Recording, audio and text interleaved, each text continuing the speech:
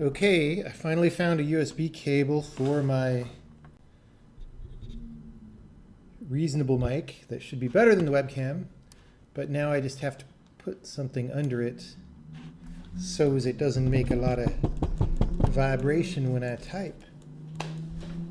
Really, if I was a pro streamer, I'd have a mic stand. Actually, I do have a mic stand.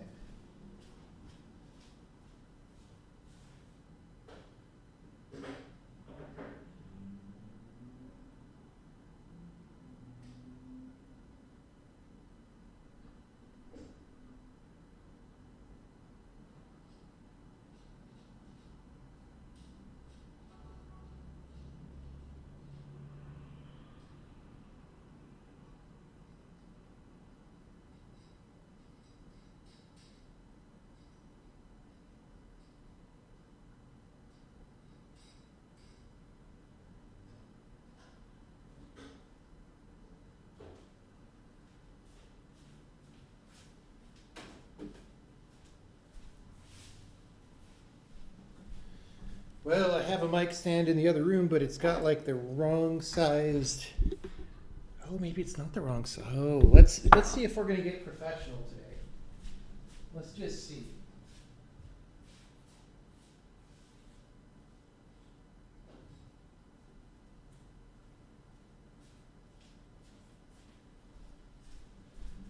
This is the advantage of moving and getting all my stuff out of storage, is like I have things.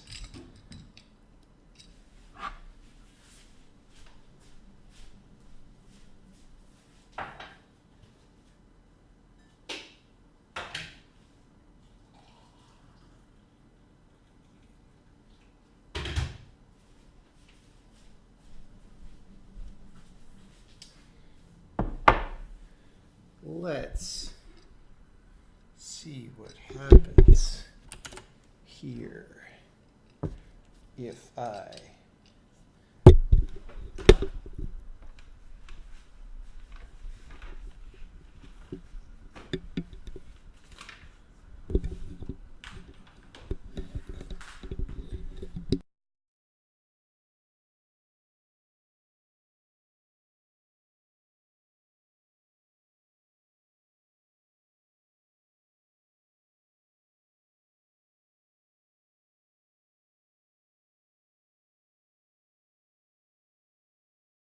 Okay, I'm going to unplug the mic and replug it so my USB cable doesn't get ridiculously.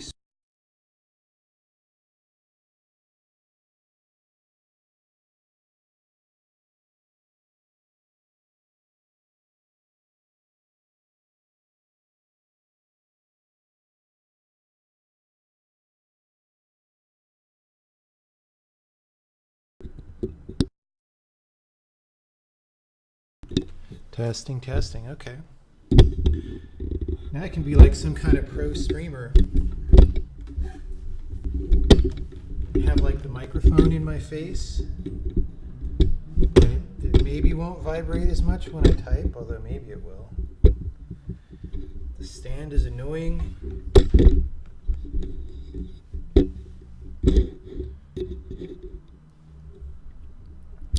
I don't know if I'm going to like this, people.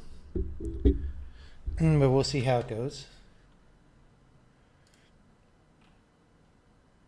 Is this better than when it's on the desk? Someone says, can an application written with C# using .NET Framework ever be as performant as C++ since .NET is native and MS trying everything to make it performant? I doubt it. I mean, it of course depends. People always get snippy and say, well, for certain workloads, they're not CPU bound or whatever, or not even memory, but they're bound by like I/O or something, and then maybe it's fine. But in general, if you're speaking generally, I think the answer is no, no matter how much work is put into it.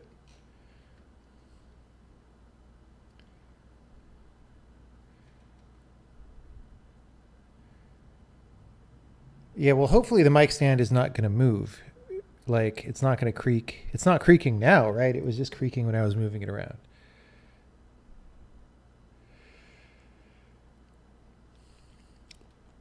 I don't have suggestions on computer science or programming books.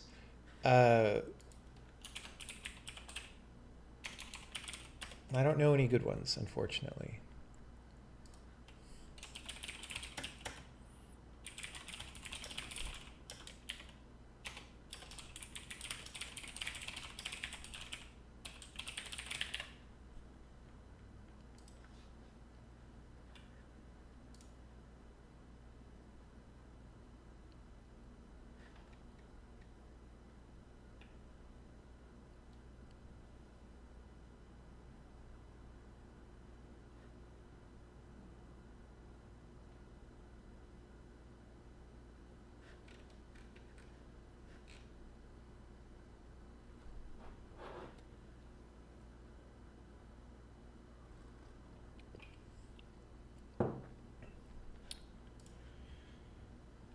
All right, I put out a tweet that we are starting soon.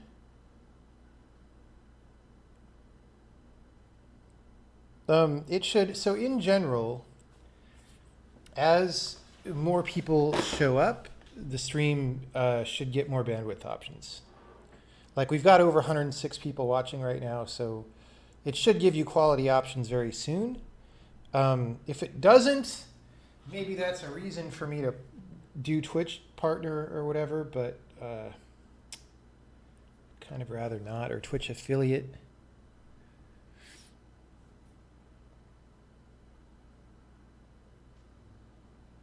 Disappointed that Handmade Hero doesn't use modern OpenGL. I don't know. I mean, OpenGL now is not particularly good, I don't think, so it's not like you're missing much.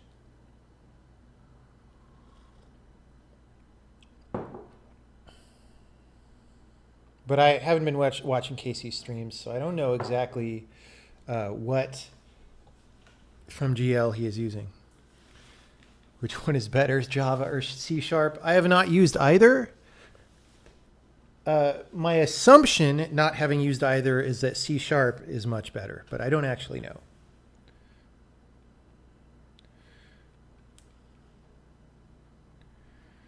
How is progress on the compiler going?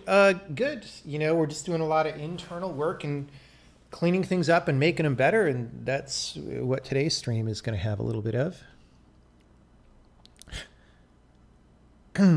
What is good now? Vulkan? No, Vulkan is not good. D3D12 I haven't used, but I've heard it's not that good. Sony's API that nobody can see because it's under NDA, that's good. Do I give advice I don't follow? Not intentionally. Not intentionally.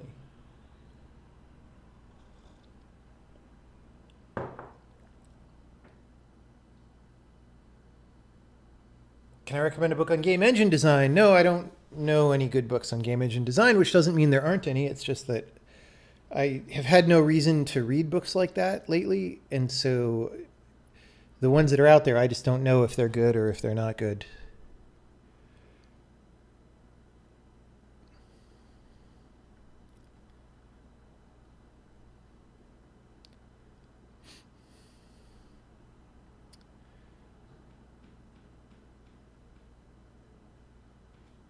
All right.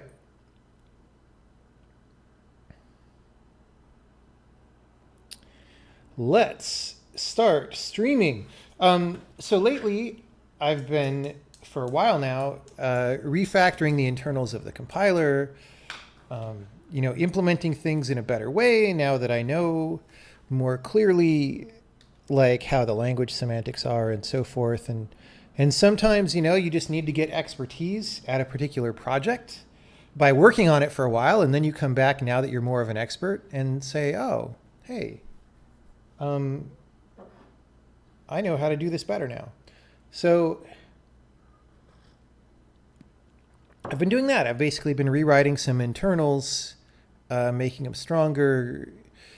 You know, we have these bug lists that some people may have seen on previous streams.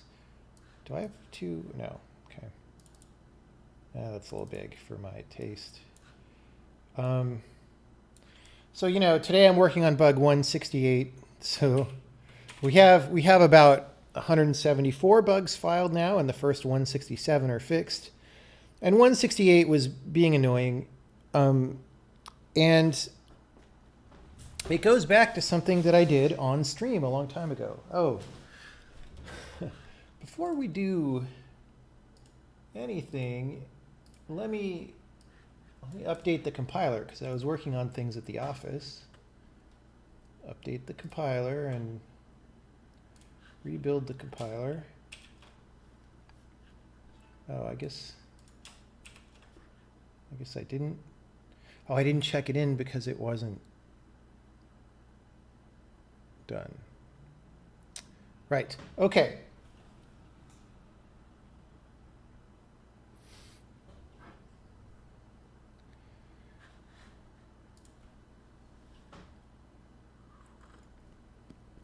Someone is asking what I think about the Handmade Hero episode, the 30 million line problem. It's a good episode, and it's very true. The more lines of code you have, the more problems you have. That's one reason why, amongst all this refactoring that I've been doing, I've been trying to make the compiler smaller, or at least, keep it as small as it was. Oh, it's two of the same. So if I run a line count right now, we're at 42,132 lines. Which is annoyingly bigger than it was yesterday. I think a programmer who was not me added some things. Oh, here's a backup file, for example. Let me delete that. See, we're counting things that are not in the actual project.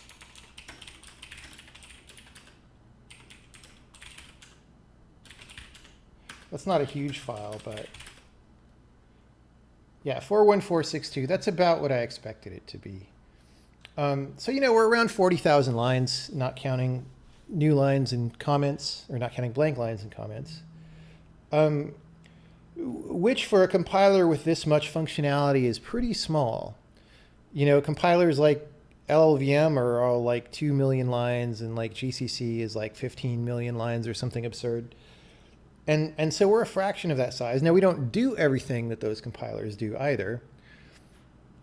But part of the thesis is we don't need to do a lot of the things that they do. And we'll see over time how that bears out. But also we're small just because we adopt a coding philosophy that leads to less code than a lot of people do. And that's a good thing. I would be much, much happier if I could do the same amount of functionality in 20,000 lines. But I don't think... Maybe that's possible. Maybe if I was a much smarter person than I am, I would know how to do that by now, but I don't. So I'm always just working to keep it as small as I can. You want to get into game development? Is it better to do it as a side project or to save money and go full time? I would at least do it as a side project for a little bit, because well, I don't know. I don't know what's better. It's a complicated question. It depends on what you're trying to make and things like that.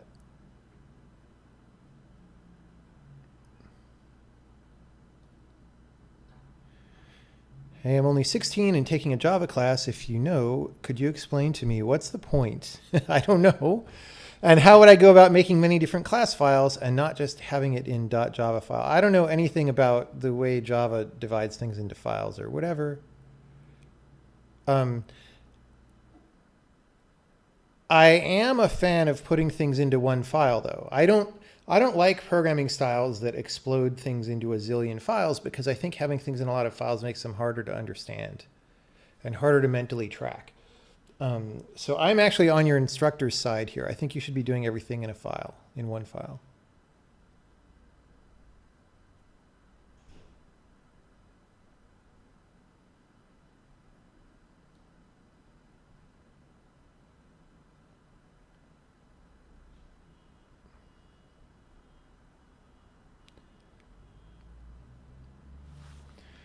Okay.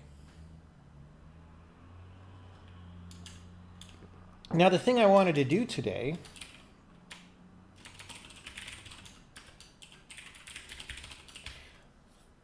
I want to undo something that I actually did on stream a long time ago. I forget when. It was probably late last year sometime, or mid last year.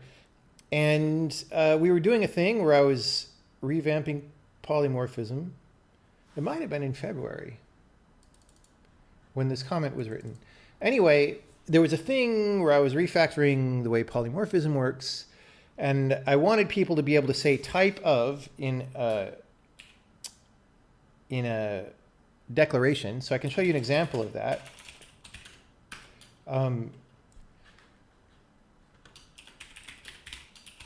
So here we have a thing that makes an iterator, and we're saying, okay, it takes a pointer to this thing called bucket array as an argument, and it returns a bucket array iterator that takes whatever the type of that argument is. Now, why do we say this here, type of array? Well, it's because we don't actually know exactly what the type of array is, because bucket array here is actually a polymorphic type.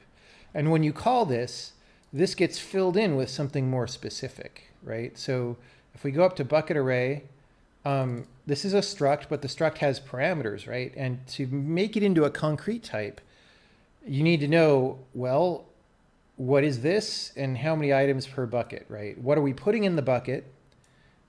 And how many of those do we put in each bucket? And then, you know, we have this bucket type that also takes parameters, and it's got some arrays and so forth, right? So going back to this iterator make, what this says is, well, it's any bucket array is valid here. Any choices of those parameters is a valid bucket array. And we want to return the iterator for whatever that type was. And we didn't name the type. We could have. We could have said, you know, something there. But we, you know, this is a valid way of expressing that. And so we had this problem that came from the way things were internally represented. Well, if you say type of something, the way this type was encoded contained the pattern matching for the polymorph variables. I mean, you would have to go back to watch the, I'm not going to fully explain it, but like this type of started to cause variables to be matched, which shouldn't actually happen, right? This is not, this does not help determine the type of the array. It's just saying, I want to know the type of the array. I don't want to affect the type of the array. Whereas this affects the type of the array, right? Hopefully that makes a little bit of sense. So to do that, we did this nutty thing where if we get a query on what's the type of something and it's a polymorphic type, we do this thing where we like copy the whole subtree of what that type is and set this clear $ thing that goes and strips out all the pattern matching from the tree. And this is not good for performance, which is maybe not that bad because, you know, you don't necessarily say type of that often, but it's also, it's structurally complex because what this copier does is really complicated. And then we have to do this force infer, and that's really not a good thing either. And then to try to adapt this to make it more robust involves adding a lot more code here that's scary and confusing. And so what I want to do is just solve this problem a different way.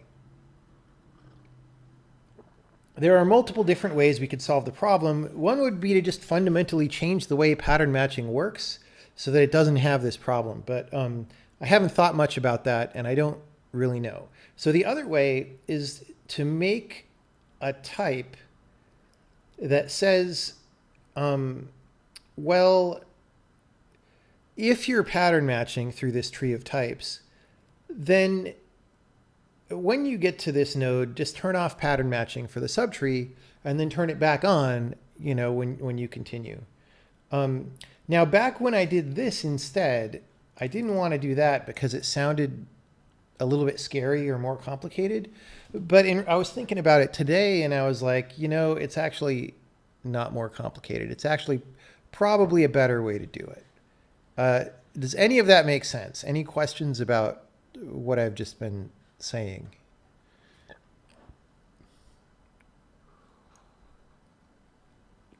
Will the compiler be released to the plebs this year? It will be released to at least some subset of people. and then we'll go. I had originally wanted that to be by now, but it's just as we started doing internal work, making things more robust, it's always seemed like a better idea to me to keep making it more robust. So I don't want to release something broken that people have a bad time with. So we have not yet opened to our initial round of people, but I'm hoping to get there soon. Would this be the same as doing array $t / pointer bucket array iterator t? It would be almost the same as that, except that slash notation that you mentioned doesn't really handle pointers right now. It just handles, you can't say / pointer bucket array. That doesn't work. Especially lexically /star is a comment. So think about that. But, even if that weren't, that matching facility is very limited right now. You could say pointer $t / bucket array. That would work. Yeah. So the thing you typed in chat wouldn't exactly work, but you could say this. Array pointer $t / bucket array. So what that means is match some type t, and it has to conform to bucket array, right? And then you could say t here, right? And that would solve this problem. I wouldn't end up doing this type of, and this copying and stuff. But, this is supposed to be valid, and we need to make this work also. This might even be more readable. It might be preferable. I don't know.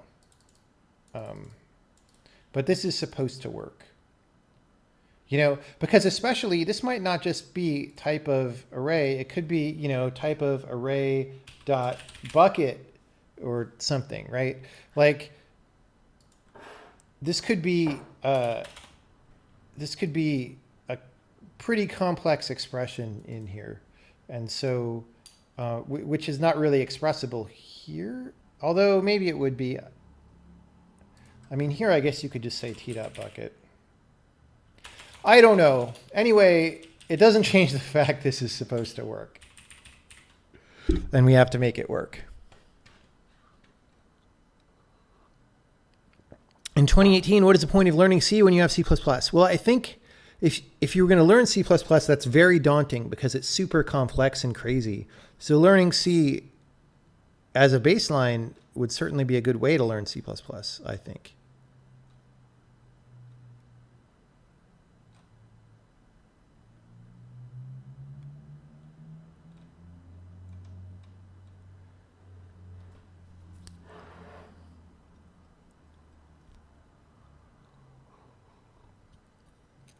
Would I say my language is more or less intuitive than C++?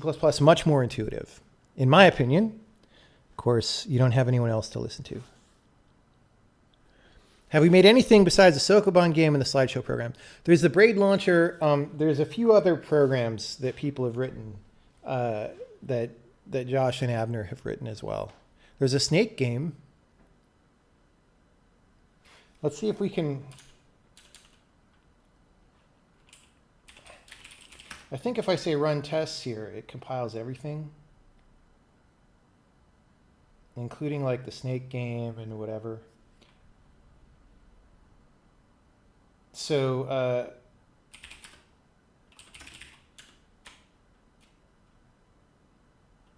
is it in examples?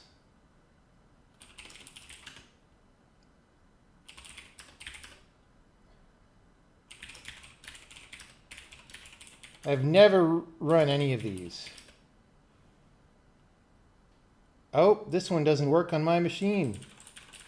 The OpenGL doesn't work. The shader is... Oh, maybe I have to be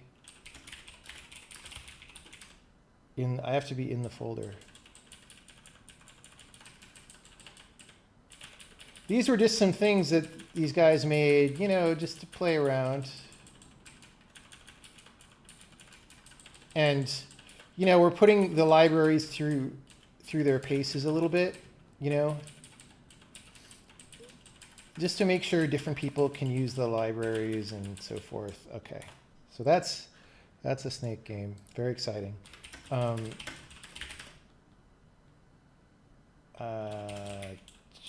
That's what's Blob Man. Oh, dude. There's no ghost chasing me. And I feel like that background is a copyright violation. But, you know, it is what it is.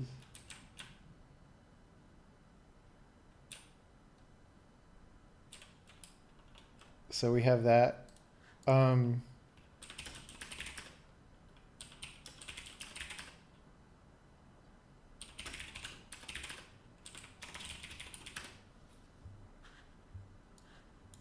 White's turn.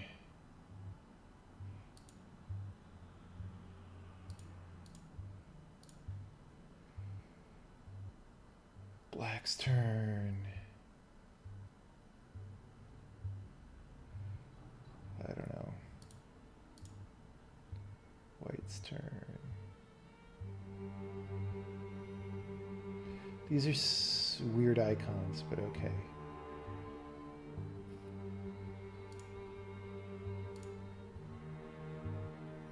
Can you tell that I'm no good at chess?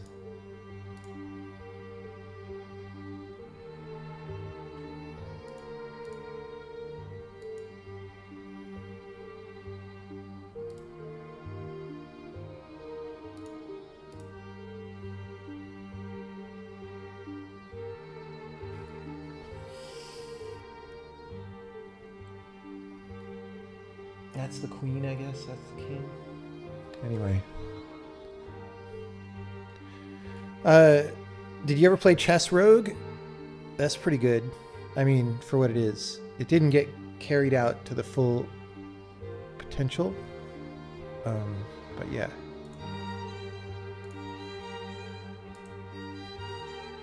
Do we have a thing to handle timing? What do you mean by a thing? Certainly we handle timing all the time. Oh, does this have music? Am I gonna... Let me see. I've got...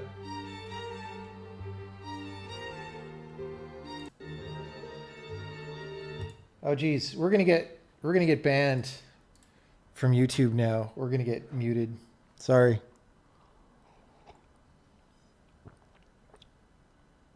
What are the most challenging issues so far to solve when designing and developing a compiler? Figuring out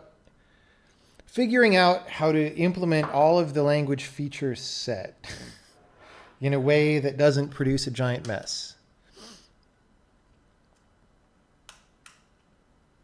Okay, anyway, so we have some programs there. You know, none of those are giant programs, but you know, they're a bit of a spread. And of course, there's a slideshow program and that kind of things. Is it 1 hour now on YouTube? Oh, does Twitch live mute now? I hope not. I better not be muted. All right. So let's get back to what we're talking about. So this thing, this clear dollar signs, I want to go away. So if it's polymorphic, I don't want to do any of this stuff. In fact, I want to get rid of clear dollar signs from copier. We're not going to clear dollar signs anymore. Okay, so that was good. Now, so if it's polymorphic, we're going to say, we're going to make a new type definition, and we're going to give it a new field. We're going to say front arrow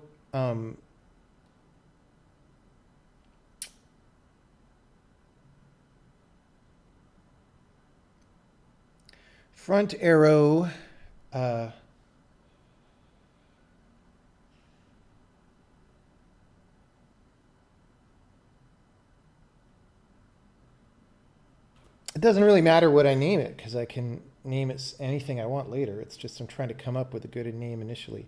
This is going to be the thing that tells the type pattern matcher to turn off matching in the subtree. So we're going to say turn disable matching in this subtree is going to be result, and now result is front, right? So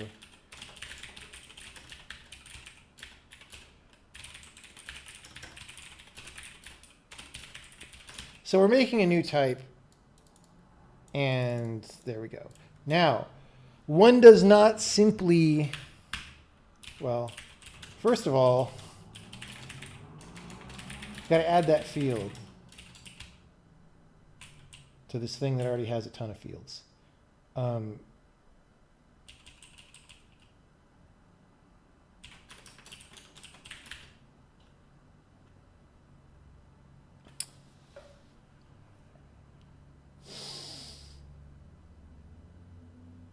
Yeah. I copy this name. Equals front. No, not front. No. So we have a new field. Now, there are certain operations that happen. So for example, we were just in copier. Sometimes we copy type definitions like right here. And when we do that, we need to copy that field. Sometimes we flatten type definitions, which is a way, we might get rid of flattening later because I'm not sure I like it, but it's a way of putting everything in an array so that it makes it easy, ostensibly easy, to visit everything in order to infer it. So here also, we've got to do that member. In messaging, for messaging, we're going to filter these out.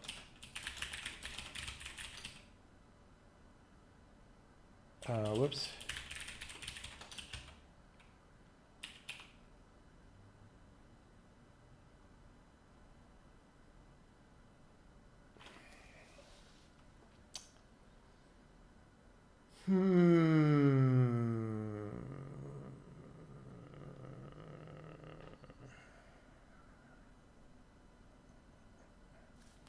This is the thing that makes the user-facing type info pointer that you see in the rest of the program. And, you know, when you say type info of something, I think that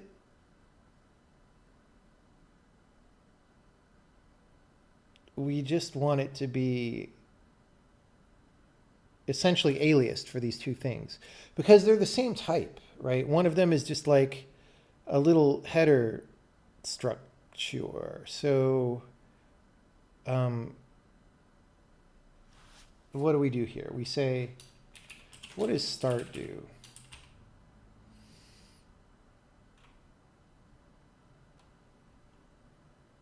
Oh, I forgot to do something. Do it while I'm forgetting. So anytime we make a new node, it's a good idea to do this. Just in case there's an error message. This says what file name and line number things are at. So when we create this, it's like, okay, wherever that type of query is where this is going to be.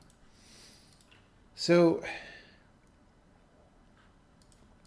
here, we're going to say,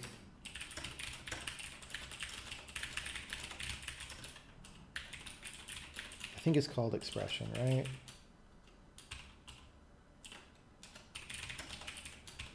Source exp. Source exp. And I'm going to say while defin arrow, whatever this name was that I picked, disable matching in this subtree. Oh, if, we're going to say if this.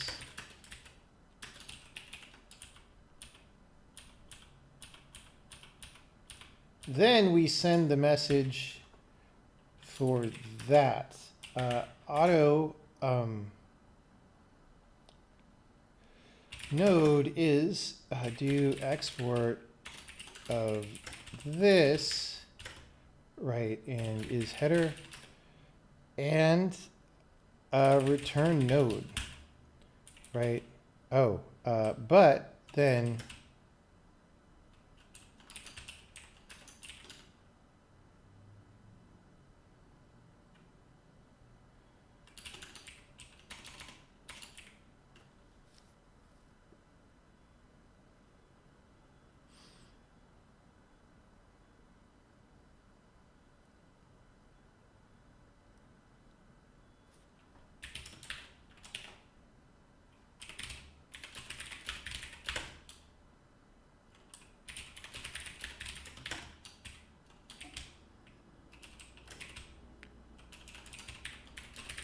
so this type info gets exported and then we store it on here so we don't have to do that again. And we're just going to copy this guy's type over, this guy's type info over to me.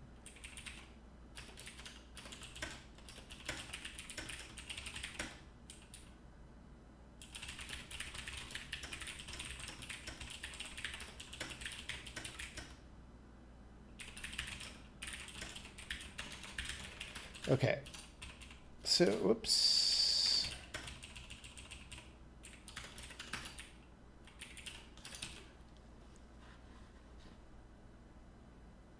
Yeah, yours get muted because you sit around and listen to music the whole time. Bummer. Well, we have an HTTP library. Undoubtedly, we will have one eventually. Initially, we probably won't make our own, but we'll probably ship with bindings for somebody's HTTP library. It just won't be native code.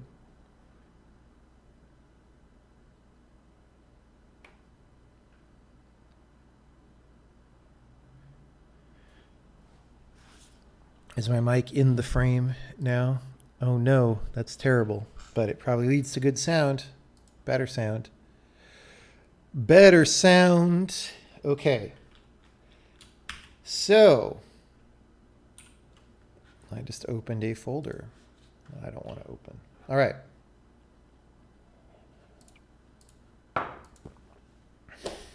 There are other things that I have to do. I'm going to forget something, but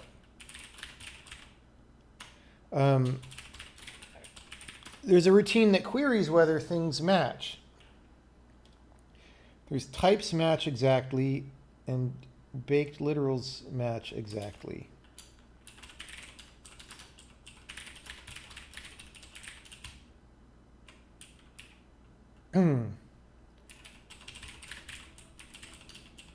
I assume baked literals match exactly just calls types match exactly. Yeah, here. Okay, so this looks at two things and says, hey, are they the same? And I guess it does that. So we add them to the type table and then we see if their type info is the same. So the thing that we just did, which makes their type info the same, should have handled this. Okay, so let's just see if we compile. We haven't actually solved the problem yet because we haven't told the type matching system to use this, but that's fine.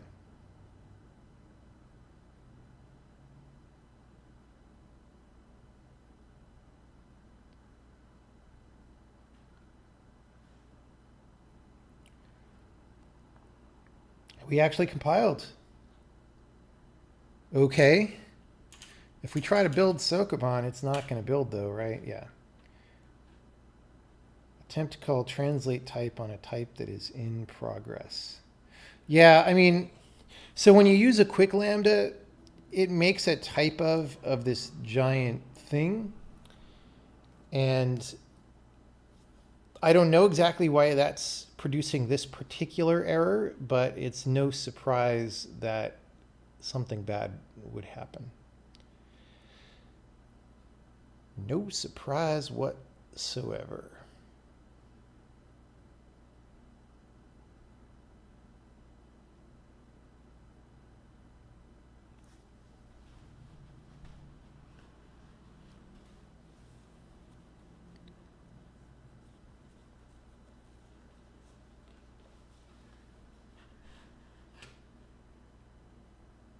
Why is Twitch popping up notifications when streamers go live?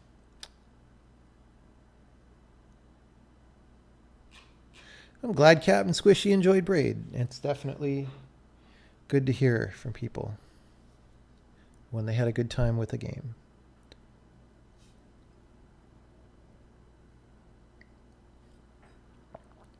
Yeah, this language is very different from Rust, for sure.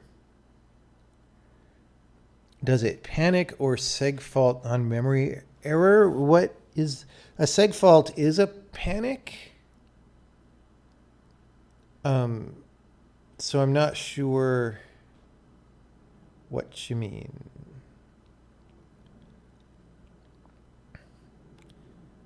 The compiler is 100% in C++ right now.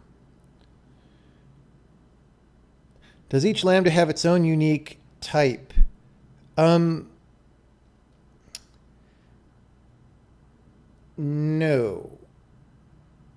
No. Every procedure is, type matching. The types of two procedures will match if they have the same argument types and the same return types and the same other qualifiers, like, what's the calling convention and stuff.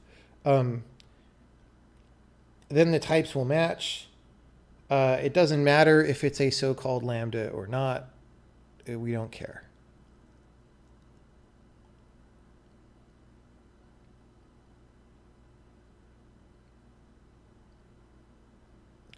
Is it memory safe? No, this is not a memory safe language. None of the programmers that I talk to want a memory safe language. Do you need to learn programming to create a video game? Not strictly. You could pick up a thing like Unreal and Unity and sort of stumble your way through making things happen. It's just harder. And you may not get the result that you want in the end, and it may not be very robust, but you can definitely, there are definitely teams that don't have official programmers that manage to sort of make games. We don't do closures that capture the lexical scope yet, but that's in the plan. It is, however, not a high priority because there are much bigger features still to implement. How do we handle errors and exceptions? Is there a try-catch statement? No, you return error return values.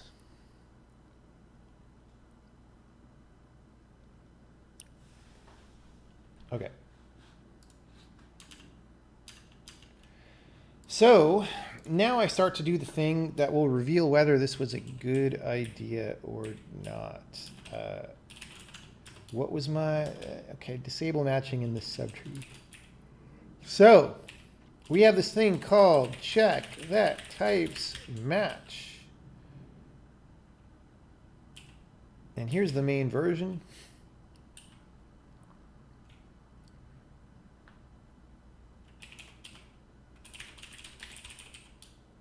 Okay. So the first thing we're going to do is say if wanted is this. We need to do a symmetric thing where we check both wanted and given. So if wanted is one of these types where we want to disable matching, then we say we're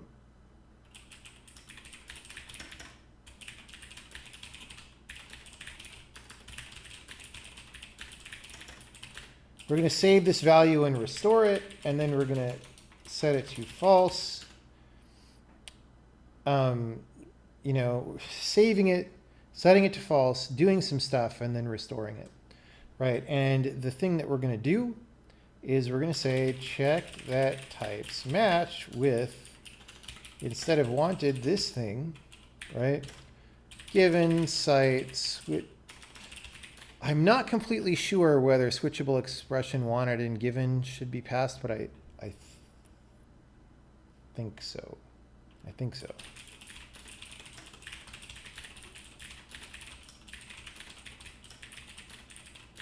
Okay, that's all. And then, whoops, result.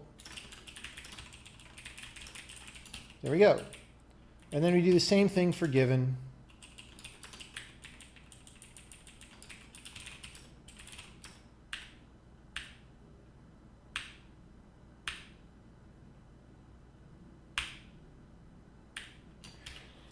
Now,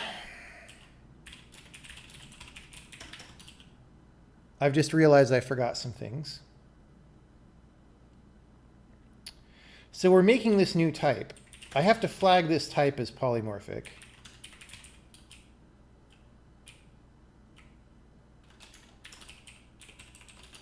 So that people know what's going on there.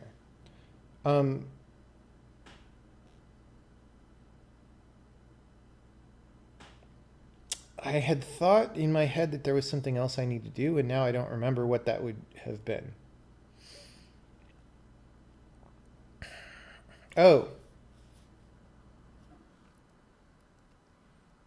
We might have a type that already has disable matching set, in which case we don't want to keep pasting them on.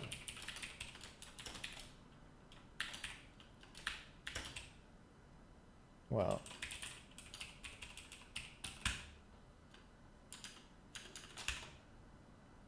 okay.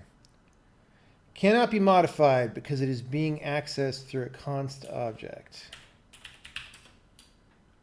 Well, bite me. Let's not use it.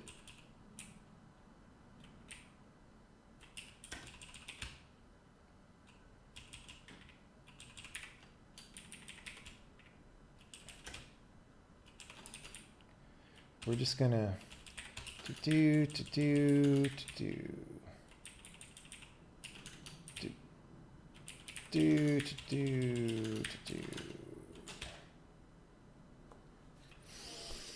Well, in theory, that is the basic implementation, and it is cleaner than the other thing. But I haven't yet run it and had it fail on me and seen why it fails. So who knows? It might get arbitrarily complicated from here. Let's see what happens. Same issue. Same issue.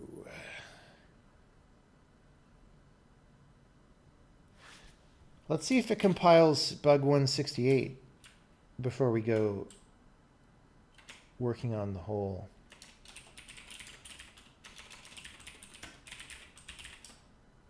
No, okay. That could be a different problem though. Okay, let's not worry about that. Let's get Sokoban working. So attempt to call translate type. So that is here, and we're going to set a breakpoint there, and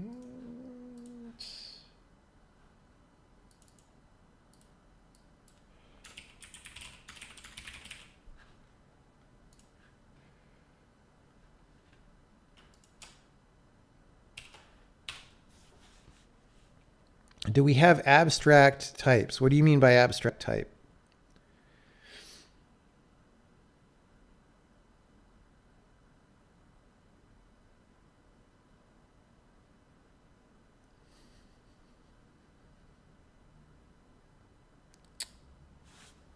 Okay.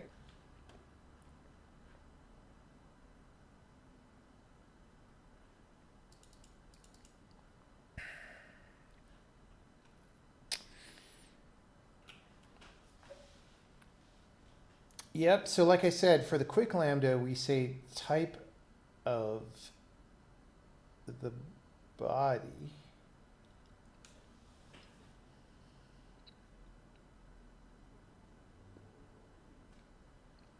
Instead of doing that, that's another thing I could clean up. I bet I could put an extract there if I want to. I'm going to put on this list quick lambda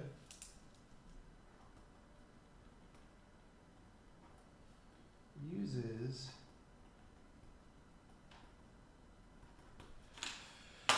okay.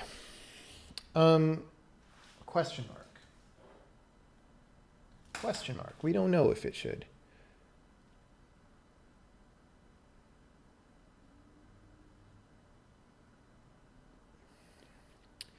Okay, so we're going through all the return declarations, in which case there's only one here, right? Yep, one. And we're calling translate type. And it says in progress.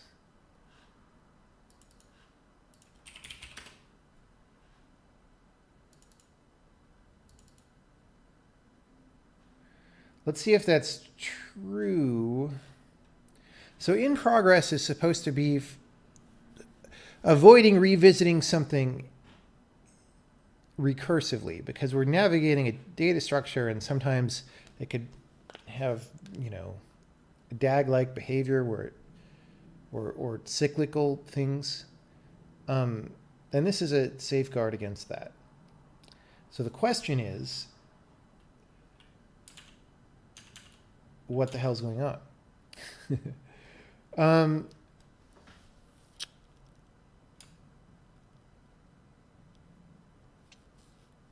Translate type.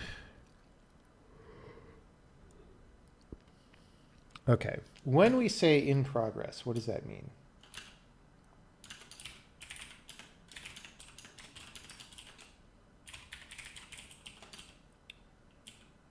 Okay, so we set this flag and then we defer clear the flag, and that's the only place we set it. Okay. So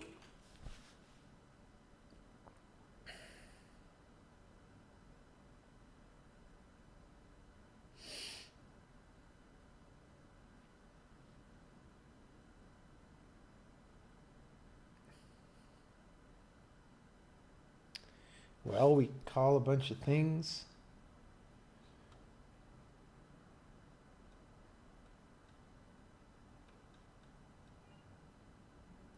But it looks like there shouldn't really be a case, because we set it and then defer clear it here. Let me find that spot again. Whoops. We set it and defer clear it before we return. So unless we did something really bad, the only time when this should be set is if this is on the stack above us. And this procedure is translate type. And we don't have any back here. So it's really only these.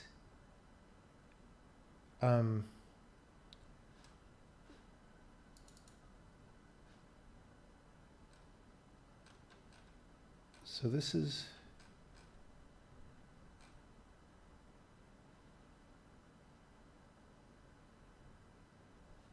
okay, this is weird because this is the wrong error. We need to check this before we set translate type, because this is going to go off, or before we set in progress, this is going to go off anytime that we get here. Right? All that's happening is I forgot to add a case. This is supposed to translate any type of type definition. And that thing that I did in Messenger, I need to do an equivalent thing here.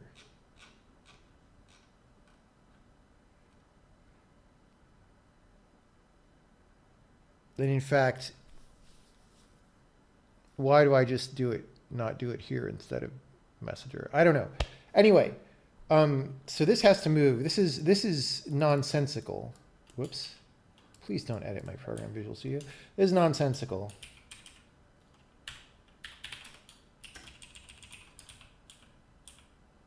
This has to go up here, right? Or something.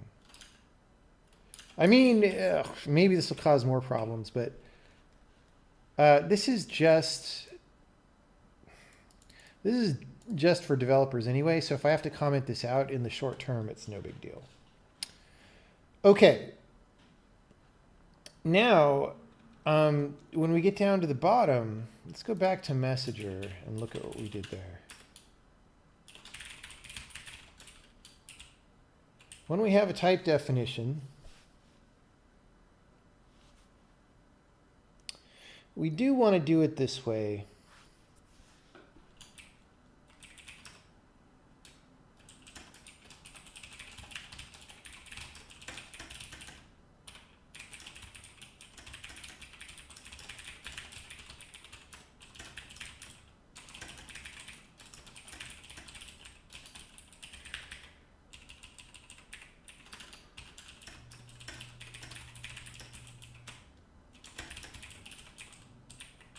So this thing here is just a way of associating these comments so that I know that they have to do with a similar topic. Okay. If this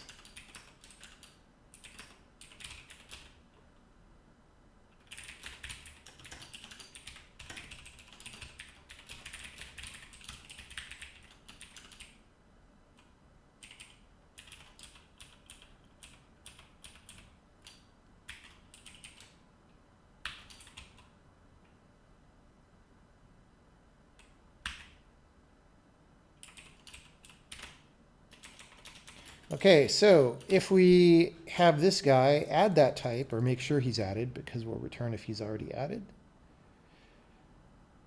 And then we make our type info, that guy's type info, and then we return. And this is debug builds. Let's build release build. Because we're going for it, man. Going for it.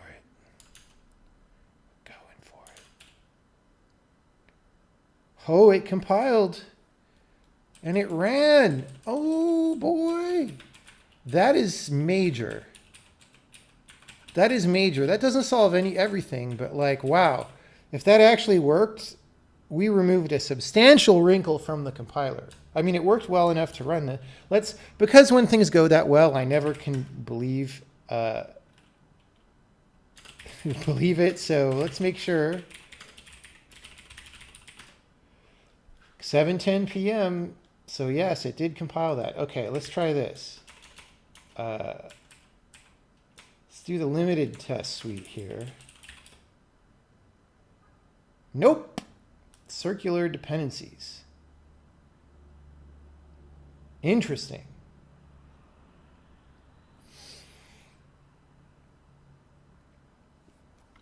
The program contains circular dependencies. Why would that happen? Well, let's see. We're not out of the woods yet.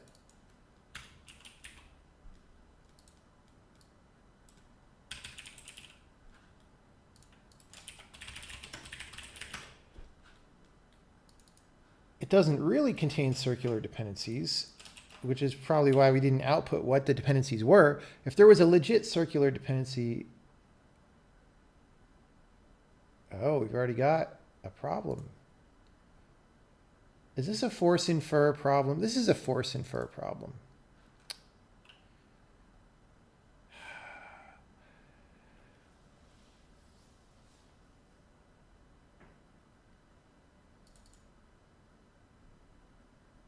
I started doing a bunch of code for this at the office today, and then I didn't check it in.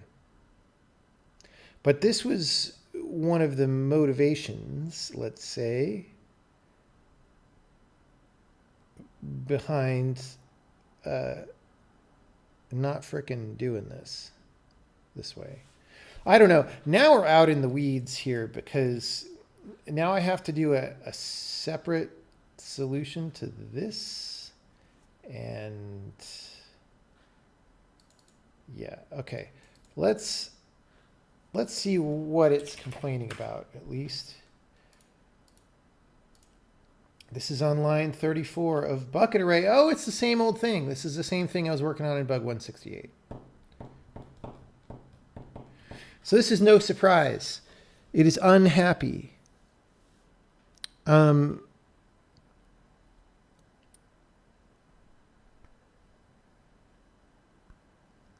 Basically, it's a struct that contains another struct, and when you polymorph one of the structs,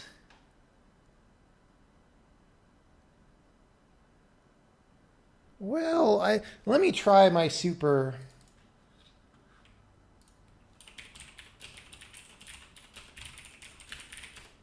Yeah.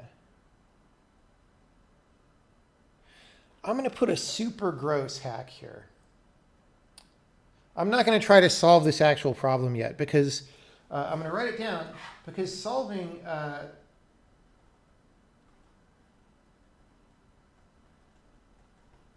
getting rid of this force infer is one of my ultimate objectives, but it's a different problem than the one that I want to attack right now, which is changing the type matching. And so I don't want to go down a rat hole of different problems because that'll defocus me. So I will be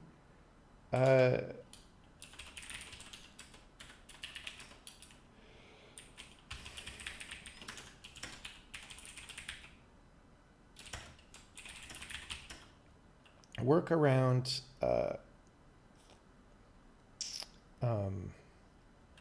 uninferred substructs if we are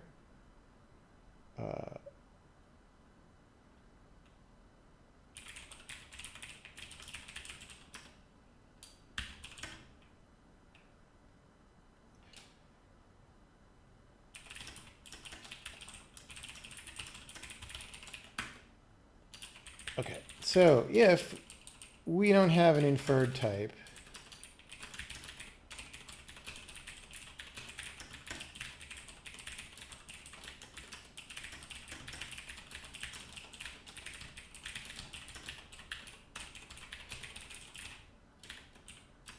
and then how do we know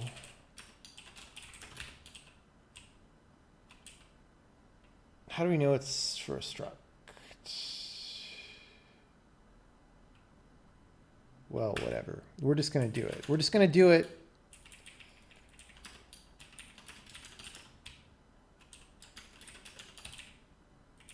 I'm going to put this into my to-do to keep me honest that we want to get rid of that. Now, what do we do to work around this?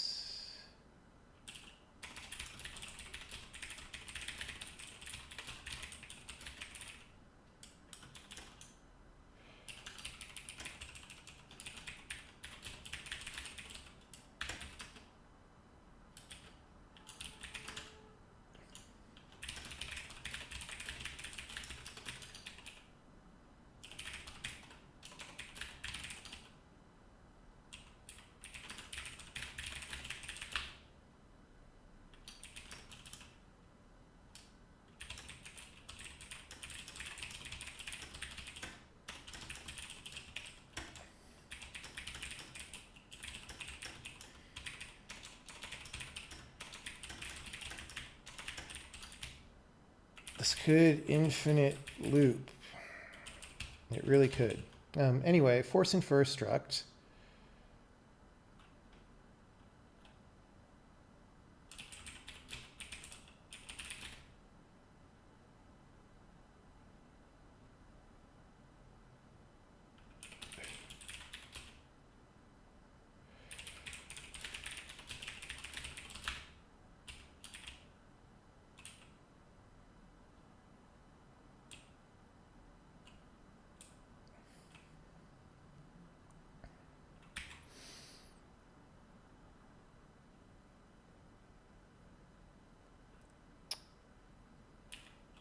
So we do that.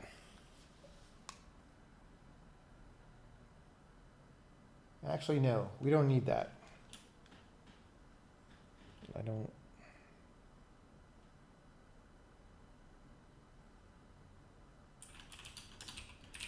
don't know exactly what I need to do here because it's a stupid hack.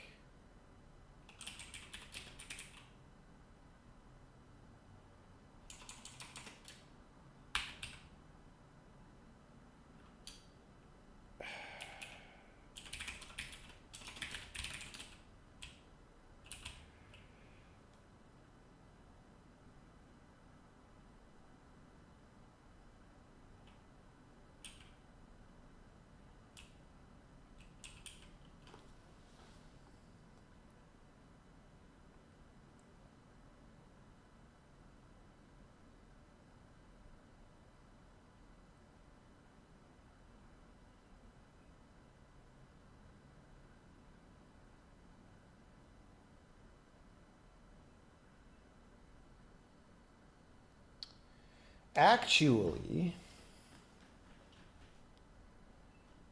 I don't think I want to put this here. I think I want to put this.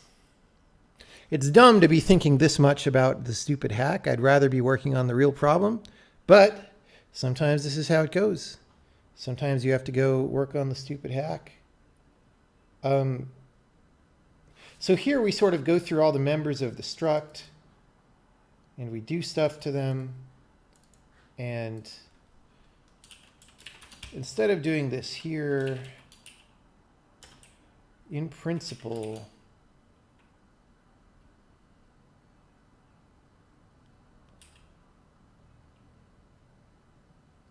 I can sort of do it here.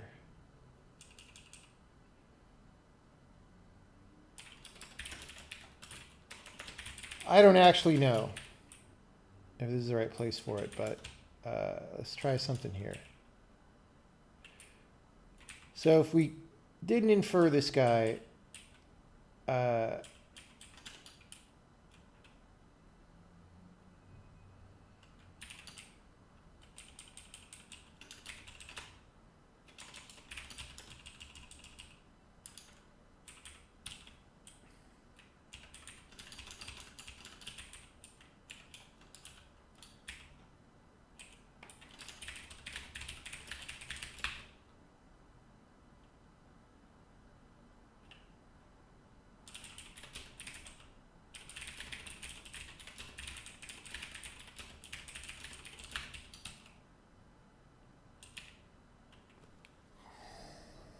I'm not sure that this is the right check, but I'm going to want to set a breakpoint here anyway.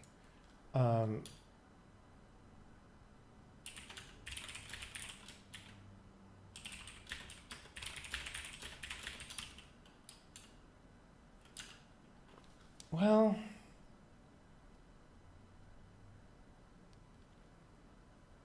let's just see, you know, I'm going to make this compile, but then I'm going to set a breakpoint like there and just see if we get there.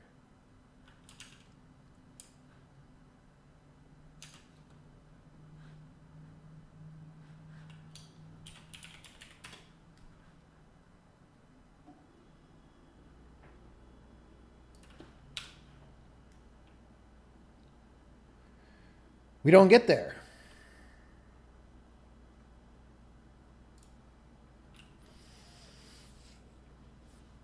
Actually, well, where was my breakpoint? Yeah, we don't get here.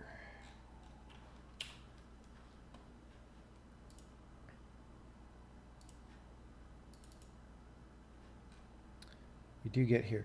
So you know what? Screw it. We're going to do it here, where I originally thought.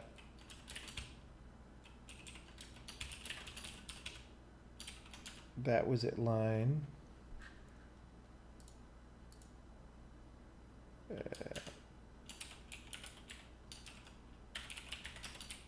No.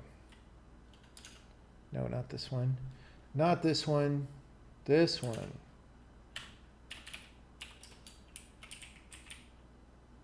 Okay. We're just going to set a breakpoint there.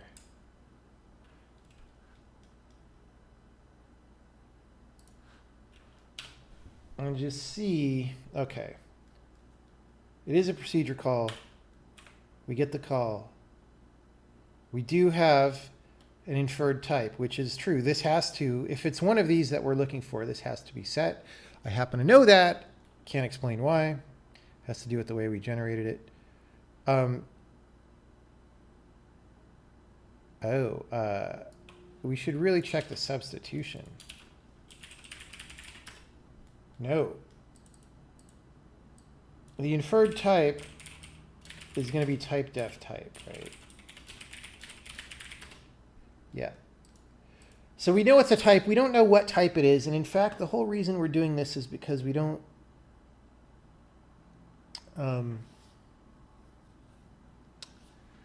know the value. So there's no more information for us to have here.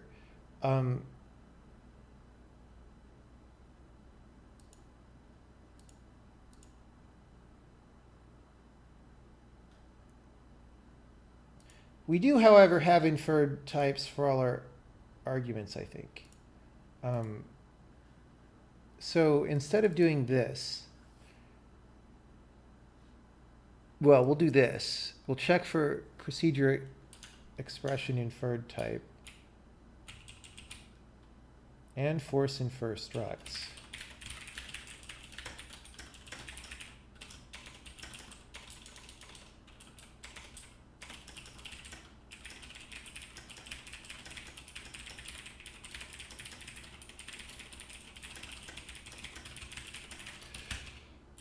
Okay, so if all of that, then what? Well,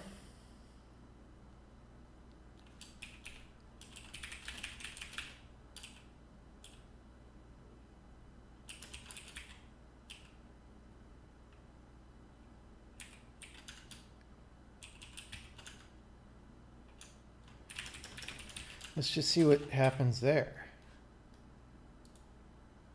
Does this succeed or not?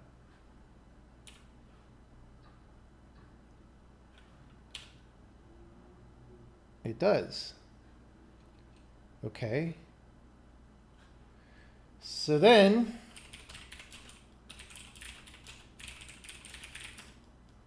now we have an inferred type because we set it. So now we can just go. Now we're having a different problem.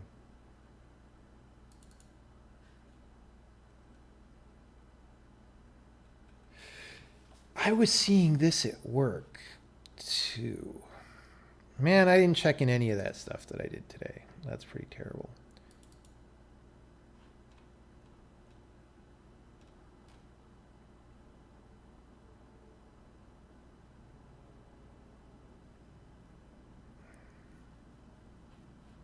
So we're trying to sleep.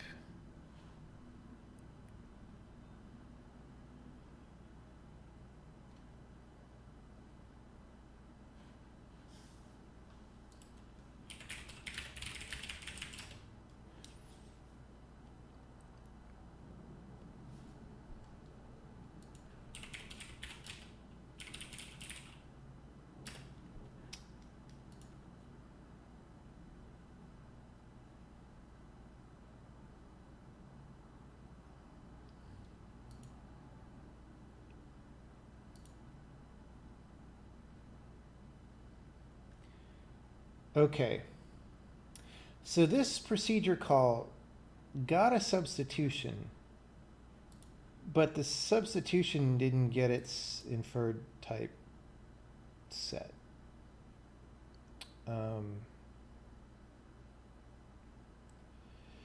So we just have to figure this out. So in general, when I make one of these, I should be setting the type to type-def type. And when I put a substitution on this, this guy should have it set. And that ain't happening. So let's just do that. I'm going to run this for a second and heat up some more tea.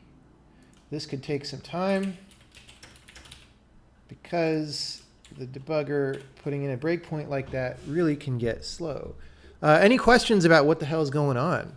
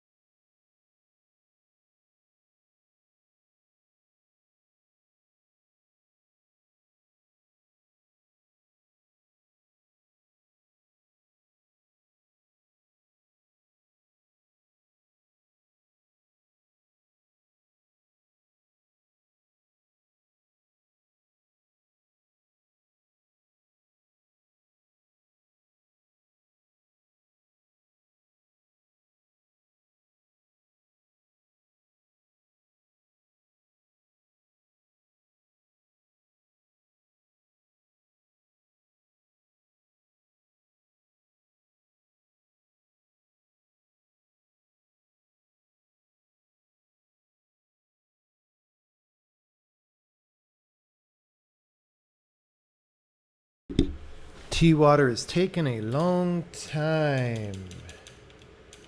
Tea water is taking a long time. Do I have practices for keeping all the components of a language game organized in my head? No, I just try to make it in such a way that it's not that hard to remember, but you try to make it as simple as possible, which is usually just a good rule generally. Oh, it's a type leaf.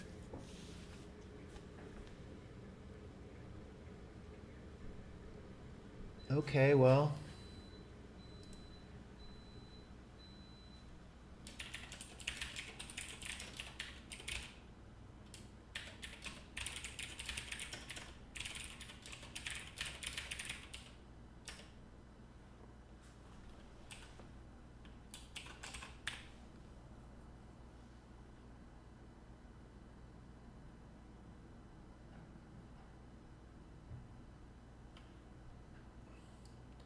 I guess I only started getting strict about this recently,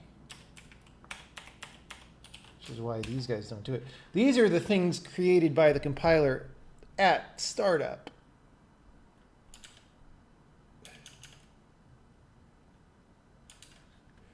Now that may not actually fix the problem, but it'll at least make it a little different. What kind of tea is it? Well, the water just boiled.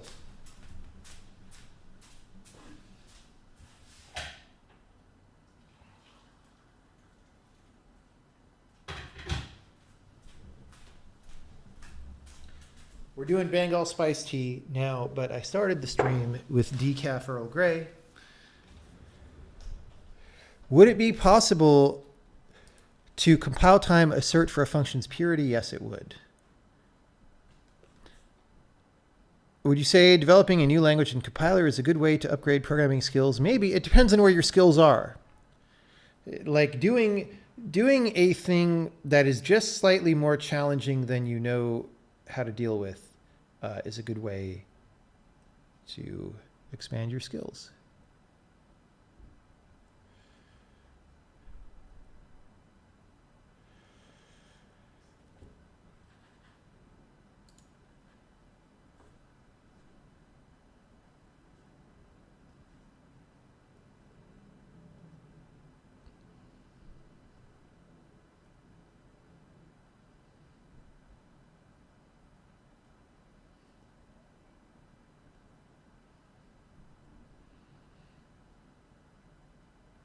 Okay. We appear to have gotten further to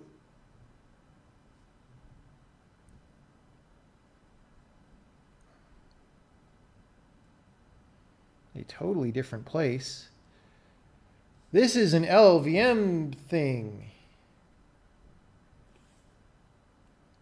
So the LLVM backend might be getting confused by the fact that we have more than one type. Let's just see. CD, CD, CD, CD. Great. It is uninitialized.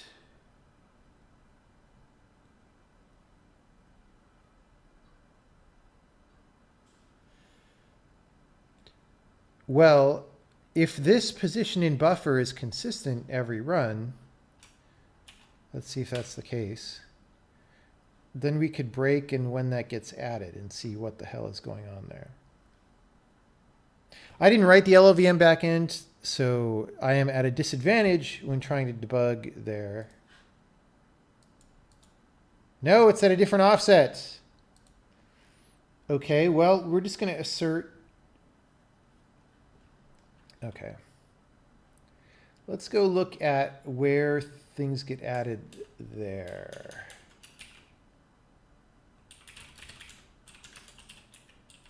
Deferred type info. Oh.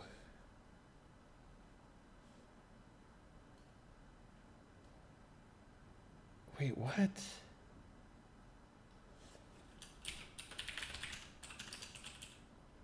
There shouldn't be any deferred type info pointers, bro. Those should be done.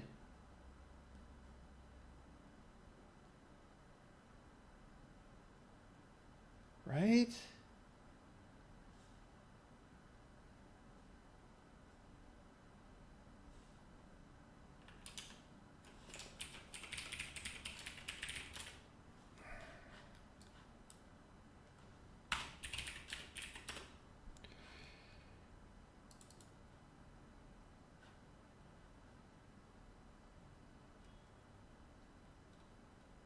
Now I don't even remember if I wrote this code or not. Maybe I did. Probably I did. Ugh. Okay, well.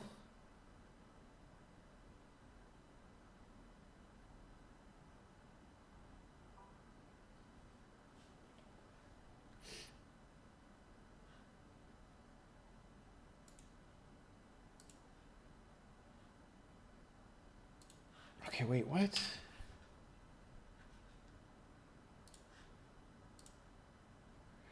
So this info is uninitialized. Really? Okay. Well, that's pretty easy then. Unless we have a really weird memory corruption, we should be able to say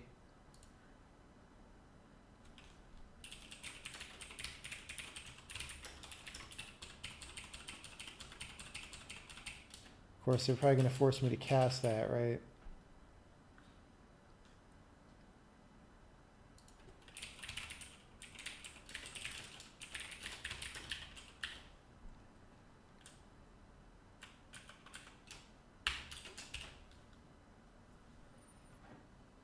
All right.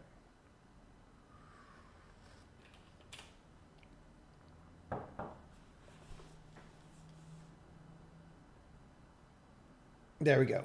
That's good, because now we get to see where this is happening from. Emit static array of uncompleted type infos. Okay.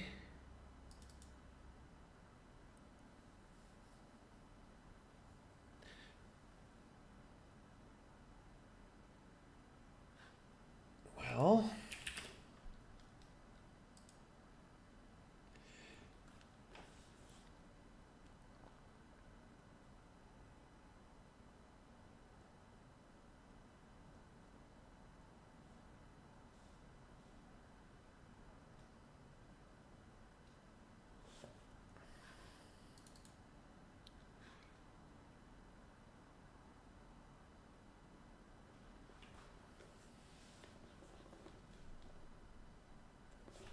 I'm going to write down that I have to email people about this LLVM deferred type info, because I think that might have been in there to work around a bug or something.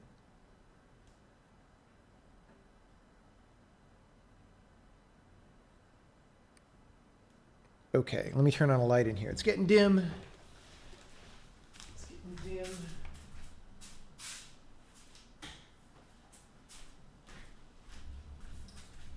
It's getting so very dim. Come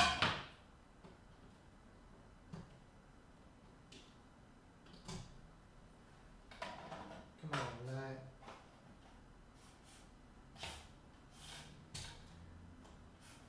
Is this thing on? There it is. Okay. I hate not knowing which outlets are powered. I hate it.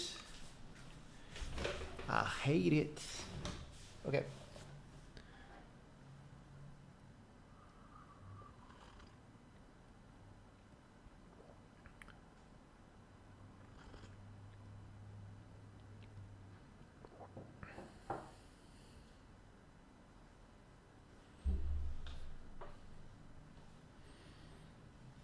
Is null a type? No, null is not a type anymore. Actually, There is a special type for null right now, but I was thinking of getting rid of it. Actually, I did get rid of it. Never mind. So the type of null is void pointer right now. Okay, so this is all very fishy in general, but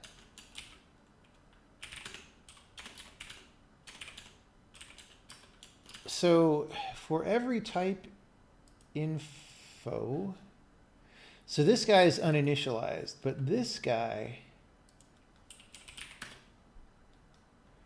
there's two uncompleted type infos.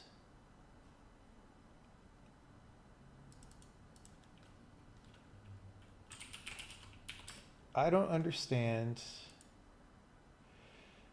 And they're both OXCD, CD, CD, CD. What the hell?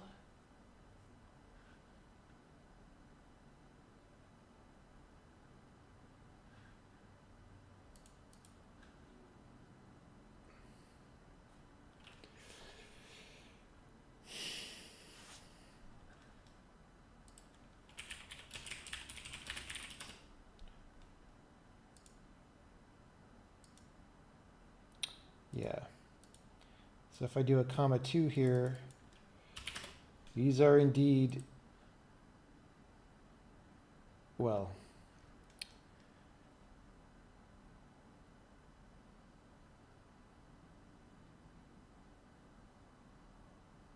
yeah, I mean, you see the first 2 bytes are CD, so yeah. Is that true for the return types? No. Okay, so where is this procedure coming from? I believe that I have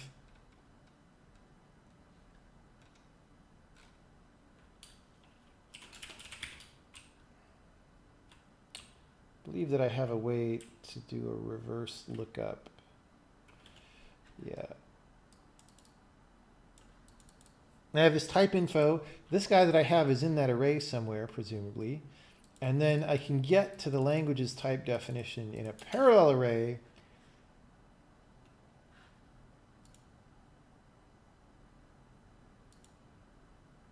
Okay, so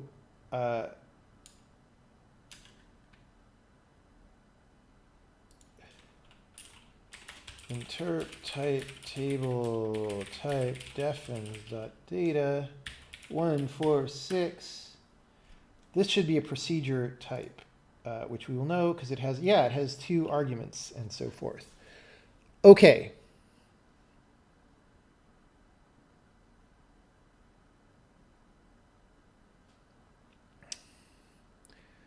Why did my argument types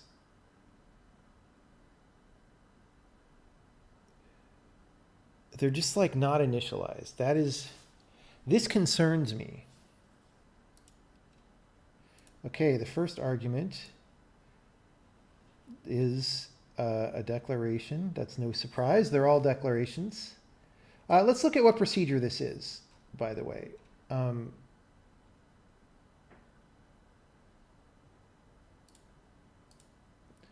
It's line 1944 of old bugs. That's why it's good to keep your old bugs around.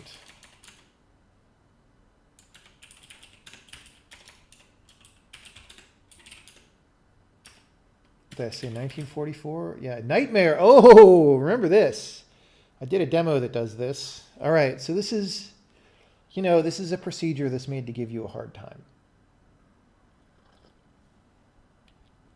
And what we're looking at is not actually the type for this whole thing. We're looking at this first parameter x, which is just a 2-argument procedure. You will note that the first argument of the 2-argument procedure uses a type of, which is suspicious because that's just the thing that we just worked on was type of, right? Right.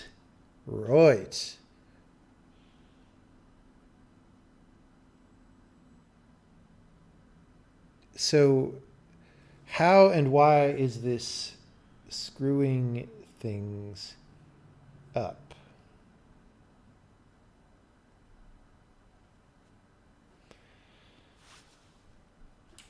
I don't know. Could be something simple. So why are our argument types?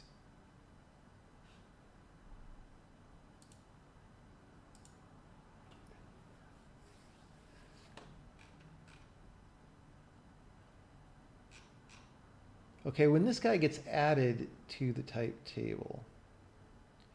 Okay, here's what we're going to do. We need this to be more reproducible, right? Because when we run a bunch of tests, some of them fire off indeterminately and we don't get the same serial numbers for our internal data structures, right? But if I do this,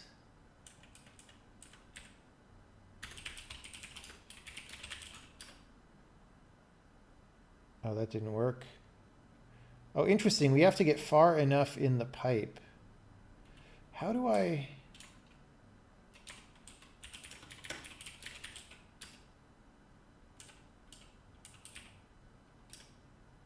There we go. We'll talk about this dash dash in a future demo. Okay, so if I run it just on old... Oh, wait, we don't crash.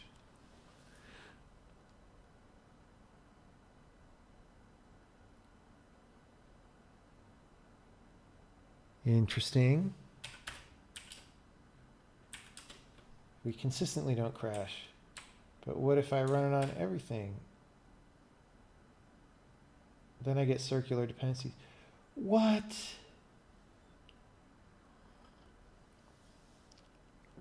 This might be something weird about...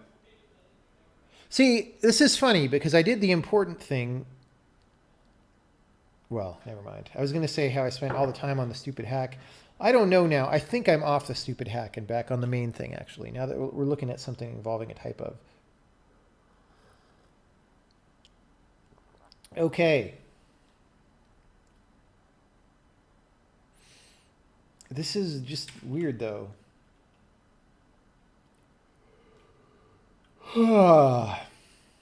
Well, it seems that more reproducibility is going to be more difficult to get here than just solving the problem for now. So I'll continue to solve the problem. So why is this? I want to break at the point where this is added to the type table. Problem is, this guy's index in the type table may not be the same, and neither may anything be. But the line number for this type definition might not. I mean, that's certainly not going to change, and there might not be anyone else on the same line number. So we're going to go here to the type table, add, and I'm going to say conditions, the line number, and hopefully if it does hit some other positives, we can just skip past them. Hopefully there's not that many.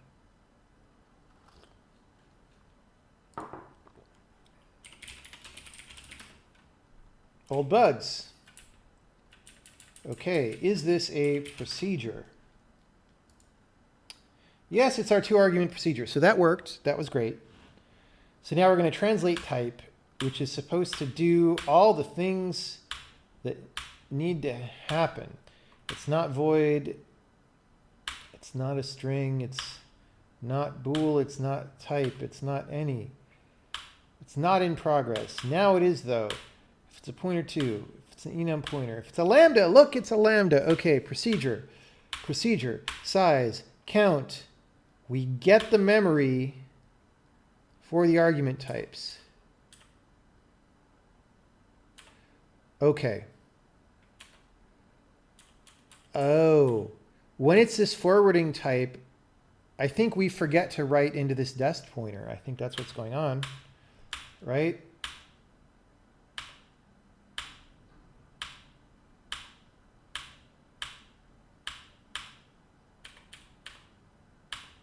It's not a lambda.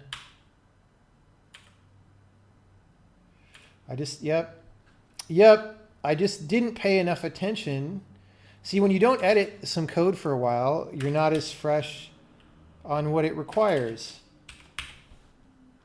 And then you spend 20 minutes debugging something that you should have just like, looked, all these others do that before they return. Maybe I should do that before I return. Maybe I should do that before I return. Okay, let's make sure we still build Sokoban, right? And we still run it. That's great. That was true half an hour ago, though, or however long ago it was. Whoops. Yeah. That's what we like to see, 100% success. 100% success. Now we'll run the full tests, including that again, and then Blobman and all this stuff. Chess. Ignacio's stuff. All right, people, that's an official full success. 10 minutes before I needed to finish to go out. So that is significant. That means we successfully cleaned up the ugly hack that involved copying things to remove dollar signs.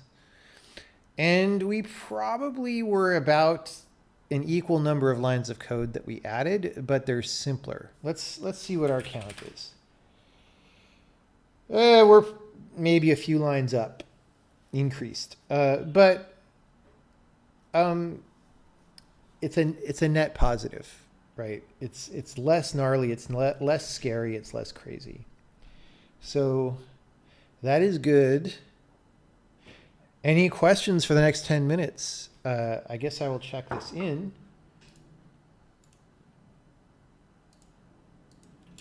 Remove horrible, dumb, clear dollar signs hack. Now, next time, we'll try to remove force infer structs, or at least, I don't know, we maybe want to keep it in as a fast path, but deal with failure better. We want to remove next time that really dumb hack that I added this time, and we want to do it better, I think.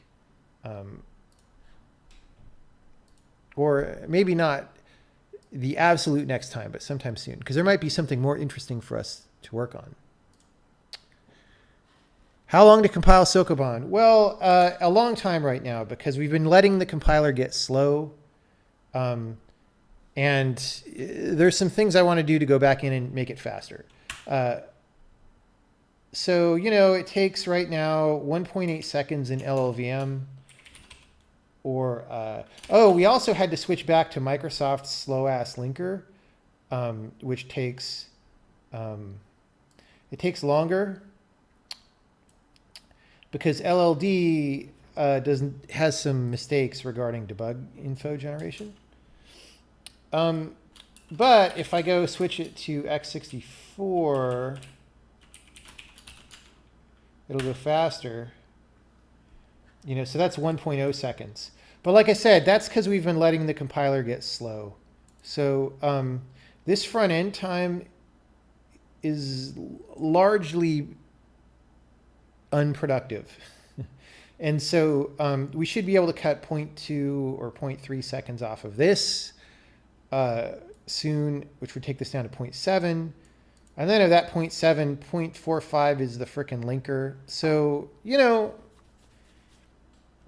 we need to go back and do a speed pass, but yeah. Any estimate for when people get to use this? We're working on it. That, you know, you just saw the thing that I did during this stream was an attempt to get us closer to having the thing work for everybody. Let me, if I'm really being careful, I should do debug build. Let me switch this back to LLVM. I should do debug build and see if it asserts. I should have done that before checking anything in.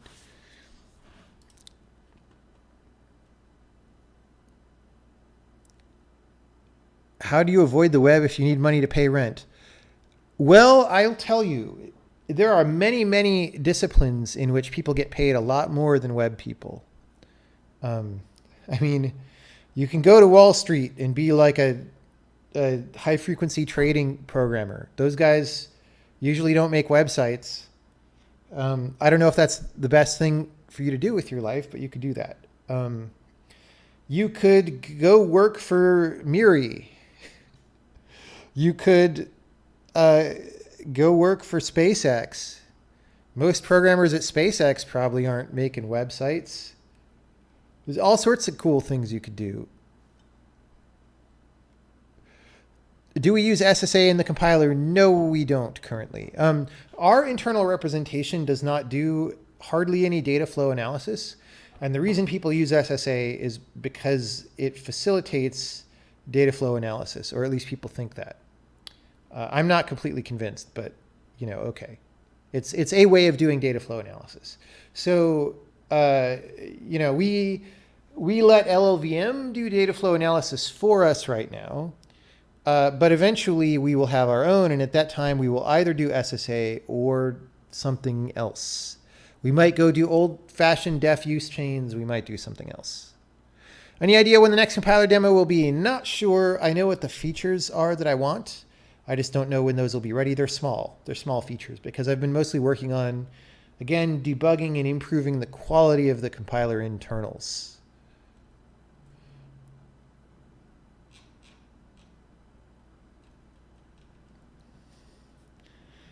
Do I prefer to use a makefile or a bat file? Is that a troll question? We don't use either here. We don't use either. Our metaprogram that compiles the program is written in the language itself. That's part of the whole point.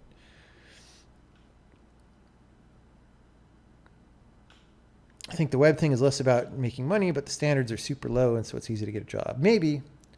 But if you want to grow in your skills, and if you want to work on things that are better for the world, probably most jobs that do that are not web jobs.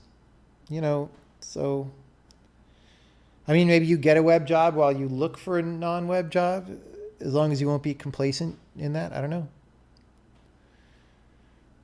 What do I think the next major changes will be? I don't want to give away the surprises before they happen. Sorry. Oh, paying rent as a student. Yeah, if you're a student, you just kind of have to roll with what's available. That is true. But you may be able to get work as a contract programmer on not web stuff. You probably just have to look around a little more. How is my time currently split between compiler work and other work? Well, for the past few weeks, the majority of my time has been on the compiler as I crank through bugs and stuff. I did some work on the game today. Whoops. Let me see if bug 168 is done.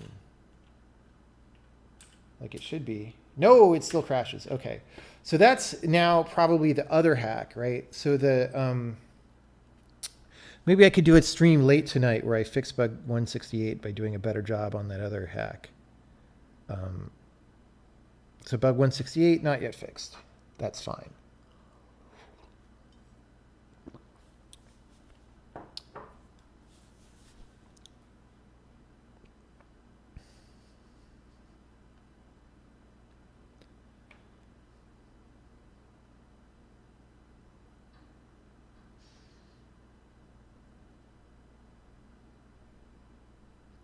How many hours a day can you be in the zone for when you do this kind of work? I have had times when it was very close to every waking hour where I took small breaks to eat and, whatever, but where I was cranking through most of the day.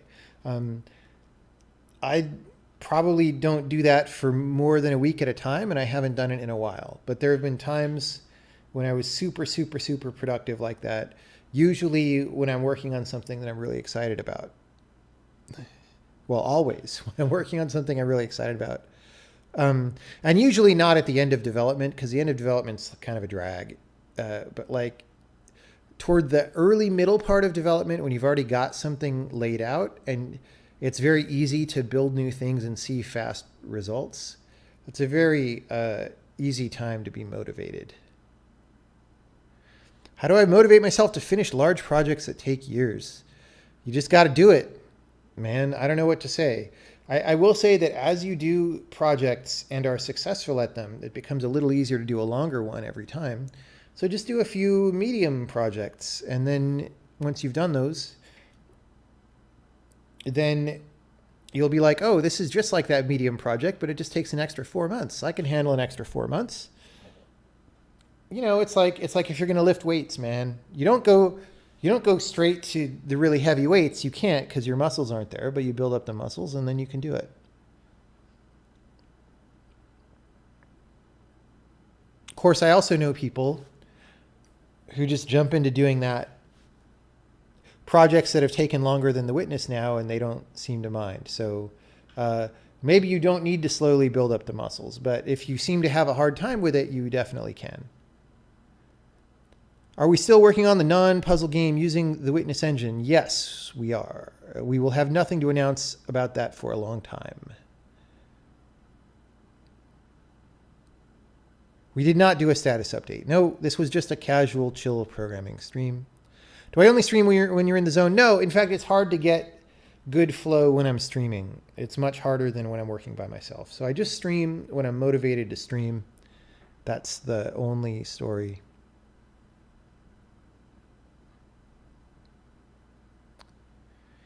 All right, everybody. Thank you for coming by.